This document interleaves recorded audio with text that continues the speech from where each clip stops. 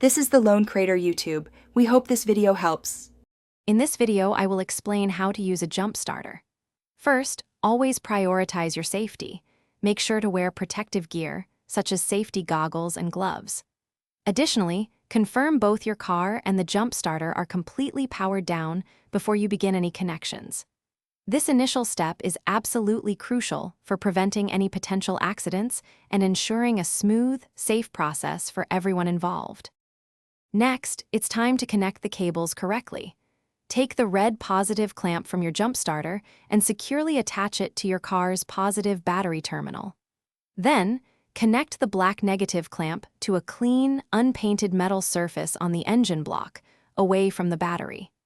This grounding point helps prevent sparks and ensures a safe connection for starting your vehicle. With the cables securely connected, turn on your jump starter according to its specific instructions.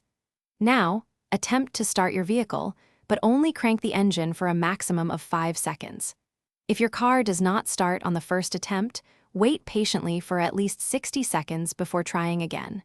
This allows the jump starter to cool and prevents overheating. Congratulations, your car is now running. Safely disconnect the cables by first removing the black negative clamp from the engine block. Then, carefully remove the red positive clamp from your car's battery terminal. Remember to drive your vehicle for at least 30 minutes afterwards.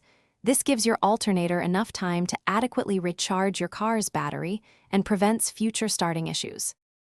Thanks for watching. Consider subscribing if we helped you.